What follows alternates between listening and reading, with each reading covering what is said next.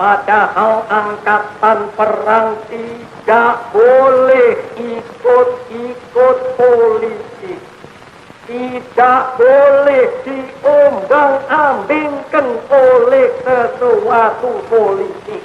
Padahal angkatan perang tidak boleh ikut-ikut politik, tidak boleh diombang-ambingkan oleh sesuatu politik.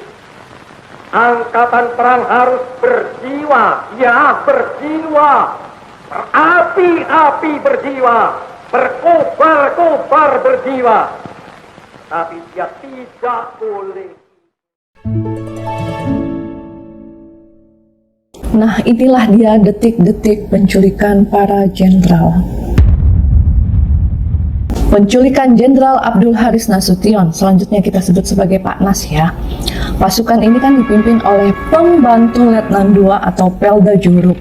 Ketika sampai di rumah Jenderal A.H. Nasution atau Pak Nas pada 1 Oktober 1965 sekitar pukul 4 dini hari. Rumah Pak Nas berada di Jalan Teuku Umar, Menteng, Jakarta Pusat. Regu ini adalah regu yang memiliki kekuatan yang cukup besar. Sekitar 100 pasukan datang dengan 3 truk, 1 power wagon, dan sebuah kios. Lokasi rumah Pak Nas berdekatan dengan rumah Wakil Perdana Menteri atau Waperdam II, Dr. Johannes Leimena. Saat sampai di lokasi, seorang penjaga rumah milik Leimena, Karel Satswit Tubun, mendengar nih keributan dan kemudian beliau berjalan ke arah rumah Pak Nas. Namun naas pada saat itu, Karel langsung dihabisi oleh para penculik. Kemudian, regu penculik yang dipimpin oleh Kopral II Hardiono selanjutnya menuju ke kamar Pak Nas. Mengetahui ada suara ribut-ribut di luar, istri Pak Nas yang terbangun ini langsung keluar kamar. Tapi kemudian ia langsung kembali ke dalam kamar dan mengunci pintu sambil memberitahu suaminya. Beliau berbisik bahwa ada pasukan Cakrabirawa di luar. Kemudian ia melarang Pak Nas untuk keluar. Kendati dilarang, Pak Nas nih penasaran nih dengan apa yang dilihat oleh istrinya. Pak Nas nggak yakin nih bahwa Cakrabirawa datang dengan cara mendobrak pintu. Ia kemudian membuka pintu kamar untuk mengecek keadaan nih. Saat pintu dibuka, tembakan menyasar ke arahnya oleh salah seorang pasukan Cakrabirawa dalam jarak 1,5 meter. Pak Nas kemudian langsung menutup pintu dan tiarap. Mendengar suara tembakan, adiknya Nasution yaitu Mardia yang tidur di kamar sebelah bergegas nih berusaha untuk menyelamatkan anaknya Pak Nas yaitu Ade Irma Nasution. Mardia kemudian menggendong Ade Irma untuk menuju kamar lainnya nih.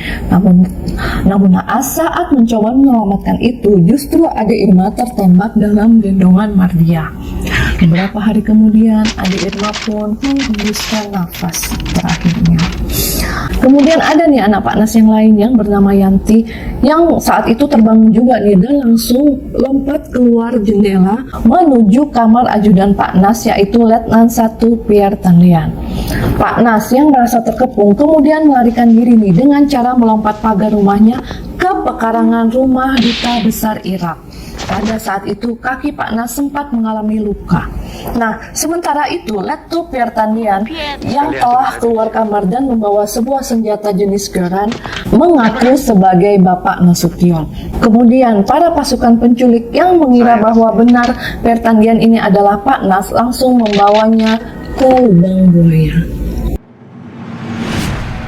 Malam itu, ketika pasukan Cakrabirawa tiba di rumah Letjen Ahmad Yani di Jalan Lembang, mereka mendapati putra beliau yang masih berumur 7 tahun, yaitu Irawan Suraedi, duduk bersama pengasuhnya untuk menunggu ibunya yang belum pulang.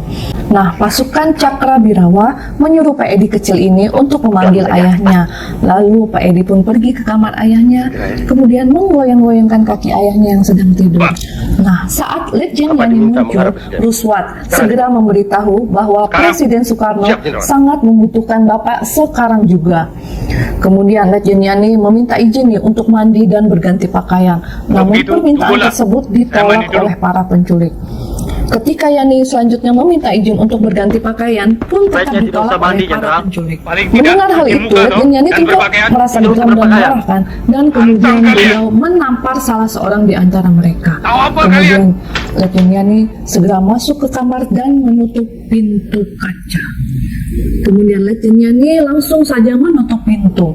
Saat itulah Ruswat memerintahkan Sersan 2 Gijadi untuk menembak. 7 peluru menembus kaca dan akhirnya menewaskan Letjen Yani. Jenazah Letjen Yani kemudian diseret dengan posisi badan dan kepalanya berada di lantai. Nah, sekarang rumah beliau dijadikan museum. Kalian bisa nih melihat tempat beliau terkapar. Pada tanggal 1 Oktober 1965, sekitar pukul 4 dini hari, pasukan penculik sampai nih di rumah Gawat, Majen Jenderal. R. Suprapto. Bapak Presiden menunggu di Pasukan istana. ini terdiri dari 19 orang pasukan di bawah pimpinan Serka Sulaiman dan Serda Sukiman. Regu penculik yang berangkat dengan sedikit personel ini menggunakan sebuah truk. 19 orang ini kemudian dibagi-bagi menjadi beberapa kelompok kecil yang berjaga di sekeliling rumah. Nah, salah satu kelompok kecil yang dipimpin oleh Sulaiman berusaha masuk ke dalam rumah. Majen Suprapto yang kebetulan malam itu nggak bisa tidur nih karena giginya baru aja dicabut, keluar rumah dengan hanya menggunakan sarung, sendal, dan kaos oblong. Kopral II Suparman menyambut Suprapto dan mengatakan bahwa Presiden ingin segera bertemu. Dan selanjutnya Suprapto tidak diizinkan untuk berganti pakaian dan langsung saja dibawa oleh para penculik ke dalam sebuah truk. Pasukan penculik kala itu telah datang ke rumah Majen S. Parman di Jalan Serang pada 1 Oktober 1965 sekitar pukul 4 dini hari. Regu yang dipimpin oleh Sersan Satar ini didukung dengan Ada apa? kekuatan Keadaan negara genting, Pak. satu regu Cakrabirawa dan satu peleton Yon 530 Pak Presiden minta Bapak Brawijaya yang menghadap sekarang dipimpin juga. oleh Sersan Baik. Faat. Terdapat sekitar 20 orang tentara yang siap membawa S. Parman. Saat pasukan penculik datang, S. Parman dan istrinya yang sedang terjaga langsung keluar menuju halamannya. Pada mulanya, S. Parman dan istrinya menduga telah terjadi sebuah perampokan di rumah tetangganya nih. Secara langsung, S. Parman langsung bertanya kepada sekelompok pasukan Cakrabirawa atas apa yang terjadi. Nah, kemudian dijawabnya oleh pasukan penculik bahwa mereka katanya diperintahkan oleh Presiden untuk menjemput Majen S. Parman. Dengan ditemani oleh kelompok utama pasukan, S. Parman kemudian masuk nih ke dalam rumah untuk berganti pakaian. Pada saat itu, S. Parman ini mengira bahwa dirinya akan ditahan atas perintah Presiden Soekarno. Sambil berganti pakaian, kemudian Bapak membisikkan kepada istrinya agar segera menghubungi Letjen Ahmad Yani. Namun ternyata perintah tersebut terdengar oleh pasukan penculik. Segera saat itu pasukan Cakrabirawa merampas telepon di rumah tersebut dan pergi membawa Majen S. Parman. Nah, satu regu yang bertugas menculik Brigjen Sutoyo Siswo Miharjo sampai di tempat kediamannya di Jalan Sumenep, Menteng, Jakarta Pusat. Regu yang dipimpin oleh Sersan Mayor Surono ini dibagi menjadi beberapa kelompok. Kelompok yang utama adalah kelompok yang bertugas memasuki rumah. Gerombolan ini masuk ke rumah sang jenderal lewat garasi, sembari menodongkan senjata mereka kepada para pembantu rumah tangga untuk dimintai kunci rumah. Mereka berkata, "Bapak telah dipanggil Presiden Soekarno." Kemudian salah seorang penculik berkata, "Lekas buka pintu, Pak, Bapak dipanggil oleh Presiden." Selanjutnya, regu ini berhasil nih membujuk Brigjen Sutoyo untuk membukakan pintu kamarnya dengan alasan menyampaikan surat dari Presiden Soekarno.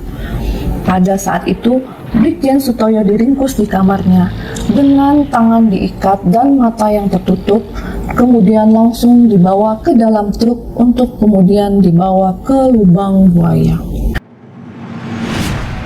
Selanjutnya, seorang ajudan pernah berkata kepada Bapak MT Haryono bahwa beliau harus berjaga-jaga. Kabar mengenai rencana penculikan dan pembunuhan para jenderal barangkali benar adanya, Pak. Kemudian dijawab nih oleh Bapak MT Haryono kan, buat apa? Saya dan keluarga nggak perlu dijaga. Nah, MT Haryono memang dikenal sebagai jenderal yang enggan menggunakan fasilitas negara, termasuk fasilitas pengamanan yang sebenarnya wajib diberikan kepadanya. Beda nih dengan Jenderal Sambo. Nah, kalau kemarin Pak Sambo ajudannya ada berapa ya?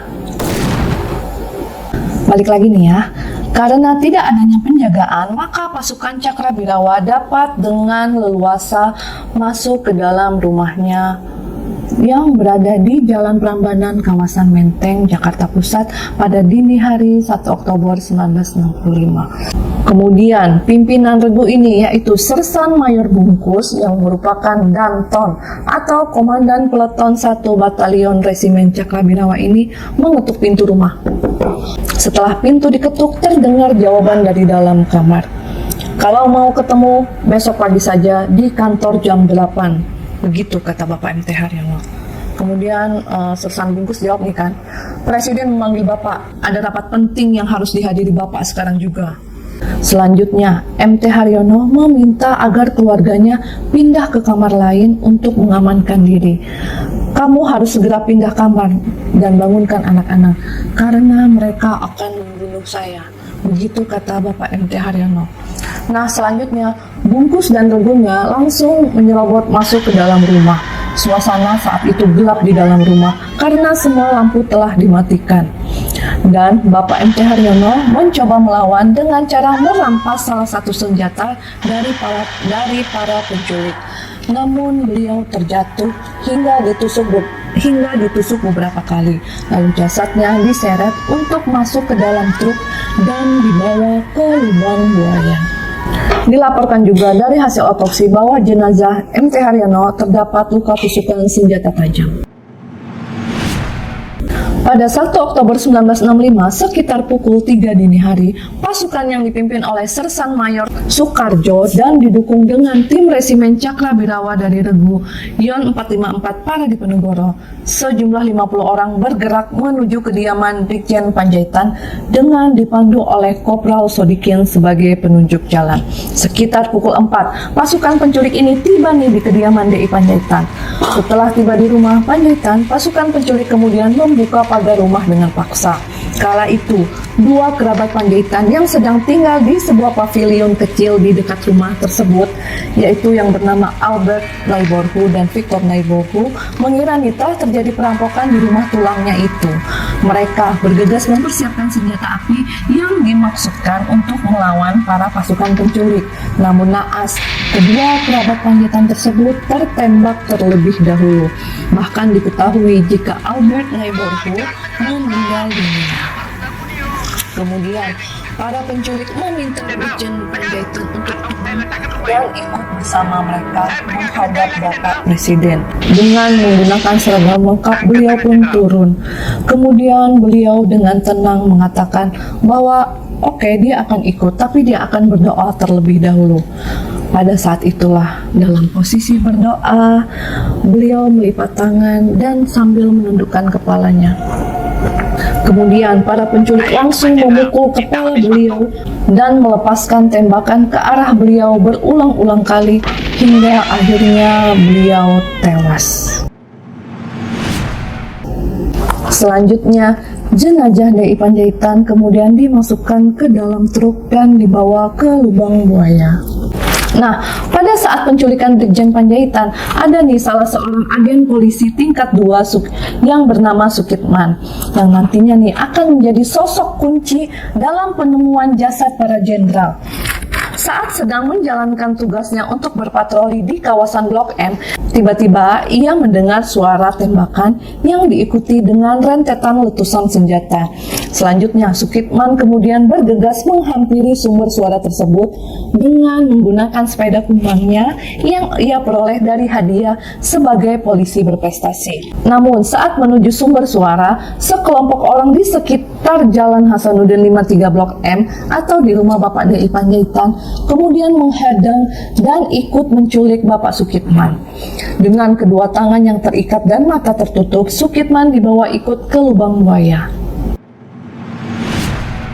Lanjutnya, setelah berhasil menculik dan membunuh para petinggi Angkatan Darat, Satgas Bima Sakti menguasai gedung Radio Republik Indonesia dan mengumumkan sebuah dekrit yang diberi nama Dekrit Nomor 1, yakni pernyataan bahwa gerakan 30 September adalah upaya penyelamatan negara dari Dewan Jenderal yang ingin mengambil alih negara. Kolonel Untung Samsuri juga mengumumkan mengenai dirinya yang menjadi pemegang komando gerakan 30 September yang memiliki wakil komandan dari 4 angkatan, yakni Brigjen Mustafa Syarif Suparjo, Kolonel Laut Sunardi, Letkol Udara Heru Atmojo, dan Ajun Komisaris Besar Polisi Anwas Tanumijaya.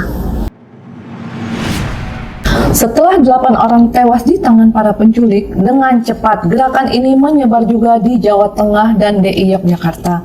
Kemudian 2 orang harus meregang nyawa lagi nih di tangan para penculik, yaitu Kolonel Katamso dan Letkol Sugiono yang turut menjadi korban karena tidak mendukung gerakan ini. Kolonel Katamso secara anumerta menjadi Brigjen dan Letkol Sugiono secara anumerta menjadi Kolonel Sugiono. Pada tanggal 1 Oktober 1965, berita tentang gerakan 30 September ini tersiar nih kan di Jakarta. Kebingungan pun semakin bertambah ketika pukul 8 lewat siaran RRI disampaikan bahwa Dewan Revolusi Daerah Jawa Tengah nih sudah terbentuk. Tanpa menunggu lama, Katamso segera melaksanakan rapat staf. Hasilnya, ia mengirim ajudannya untuk berangkat ke Semarang guna mengumpulkan informasi lebih lanjut. Sementara itu, Kolonel Katamso sudah ada janji untuk menghadiri sebuah rapat penting bersama Pangdam Diponegoro, yaitu Brigjen Suryo Sempono di Magelang.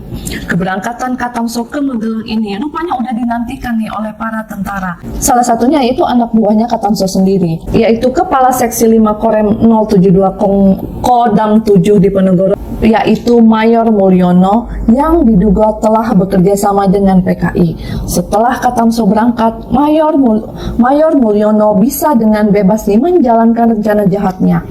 Mayor Mulyono berkehendak untuk merebut kekuasaan militer di Yogyakarta. Selanjutnya, Mayor Mulyono selaku pimpinan dibantu oleh Mayor Kartawi, Mayor Dainuri, Kapten Kusdibio, Kapten Wisnu Aji, Sertu Aliptoyo, dan Peltu Sumardi, serta Pelda Kamil, Praka Anggara, Praka Sudarto, dan Praka Sugimin untuk menjalankan aksinya. Selanjutnya, pada pukul 2 siang, Katamso yang baru saja sampai kembali di Yogyakarta masih belum mengetahui nih bahwa anak buahnya sudah mengambil alih Korem 72 Pamungkas. Hal ini bisa terjadi karena Katamso langsung pulang menuju rumah dinasnya di Jalan Jenderal Sudirman nomor 48 Yogyakarta. Masih di tanggal 1 Oktober 1965, sekitar jam 5 sore, ada sebuah mobil Jeep Gas masuk ke dalam halaman rumah Katamso. Di belakang mobil tersebut ada 2 buah truk yang juga sudah menunggu, yang mana dipenuhi oleh para prajurit bersenjata lengkap. Peltu Sumardi dan Peltu Kamil segera turun dari mobil dan masuk ke dalam rumah Katamso. Mereka langsung menodongkan senjata ke arah Katamso dan memintanya untuk ikut bersama mereka. Salah seorang kapten, yaitu Kapten Rahmat, yang berada di lokasi kejadian berusaha untuk menenangkan mereka, tapi justru malah beliau kena bentak nih. Katamso yang tidak ingin terjadi kericuhan lebih lanjut, ia pun memutuskan untuk ikut.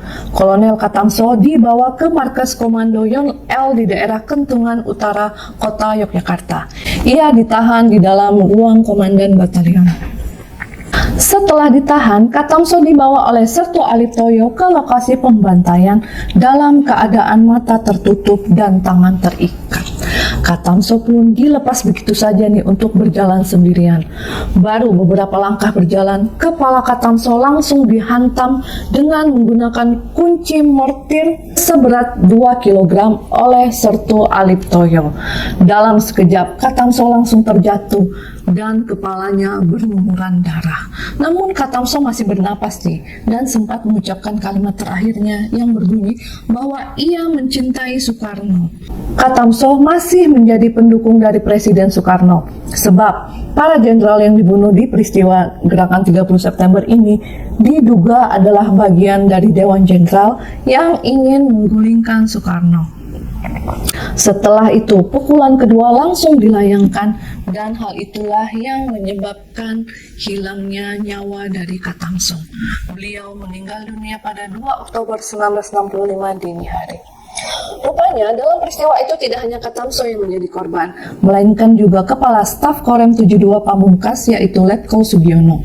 Keduanya wafat di saat yang sama. Jasad Kolonel Katamso dan Letkol Sugiono baru ditemukan pada tanggal 12 Oktober 1965. Penggalian kubur di Kentungan ini juga baru dilakukan 8 hari kemudian.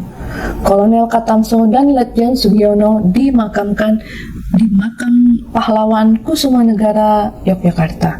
Kemudian keduanya mendapat gelar sebagai pahlawan revolusi Indonesia. Jadi ada 10 ya pahlawan revolusi kita.